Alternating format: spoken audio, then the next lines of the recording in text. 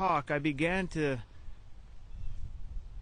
bring a message of edification, rebuke, however you want to look at it, of change. Because what is agreed upon between earth and heaven manifests from the spiritual to the natural, okay?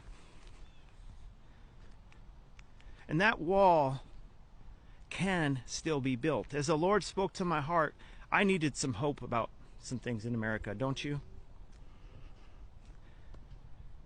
And the impression was, Tony, it's late, but it's not too late.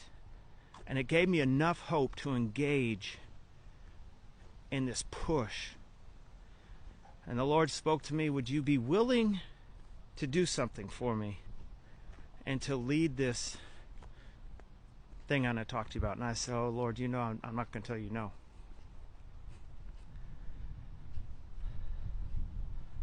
Some people can. I don't get that.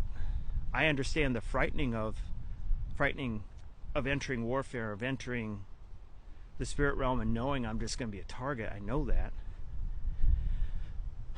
Last 2-3 years have not been easy doing this. But someone's got to step up and lead. I understand there's intercessors for America, and that's what we're talking about. But we're not in unity, and that is where we lack strength. Lord, help me. This last week, the impression came to me that the Spirit of the Lord had reached out to thousands to start interceding for the borders of America. And thousands said no. This is the impression I got. And I pray for America. I intercede. I love this country. I love the church in America. And yes, there's a ton wrong with it. I talk about it all the time. You know that. But I still love it. I still believe the best is yet to come. I do.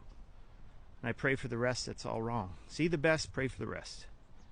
That's an intercessor. God help me talk about this. So this wall.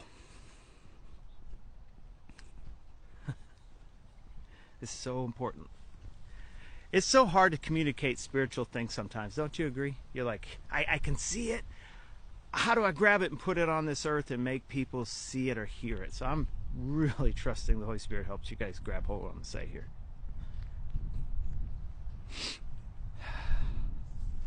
Okay.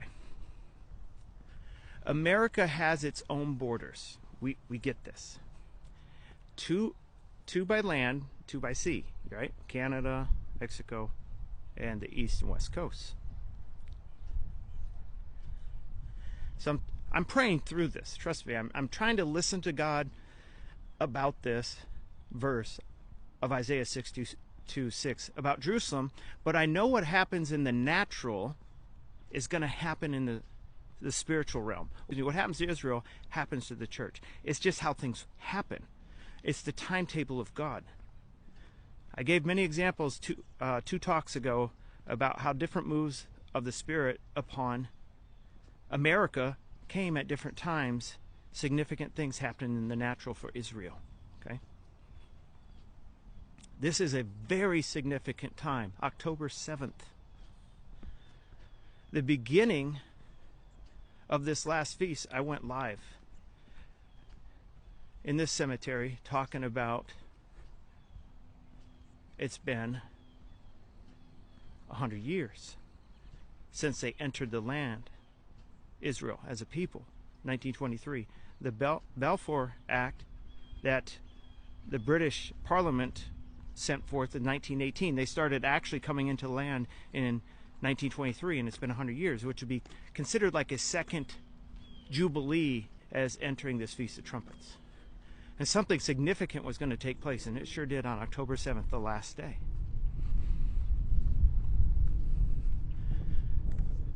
What the enemy meant for harm, God is going to turn around. We know this. He takes whatever's sent for evil. Now, there is so much you can go listen to on the internet. Incredible people God set up to give us news. Okay, I'm not going to get there and give you a report everyone else can give you. But Israel is now going to do what it should have been doing a long time ago, eradicating Hamas. Okay? You hear me? Hear me, because this is important for America. If this flies over your head, I can't help you. What happens in the natural will happen in the spirit. Okay? That's Paul wrote about this in the Corinthian letters. First the natural, then the spiritual.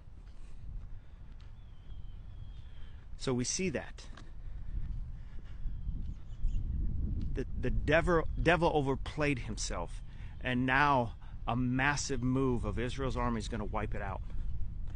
This is coming to America, and it's a good thing if we're ready. Israel's army did what? What did they say? What did they say? We didn't see it coming. Wow. One of the best, the IDF, Israel's defense system, is the best at recognizing secrets of the enemy. And they didn't see this coming. Sound familiar? About maybe 3-4 years ago, what happened to America when all this stuff just fell apart?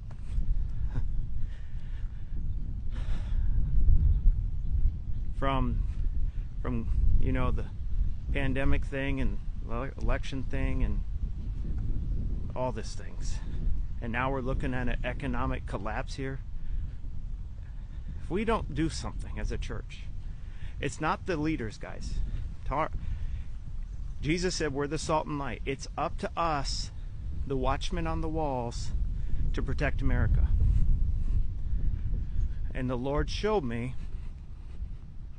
I believe, just what the enemy had done in America. I'm going to expose it.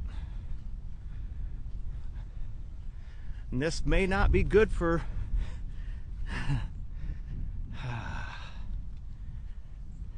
pray for me.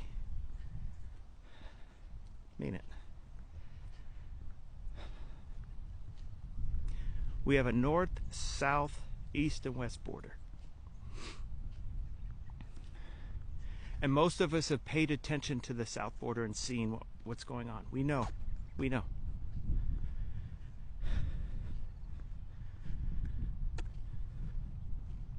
Over a year ago, I saw something of an army inside the United States. I was like, oh, goodness.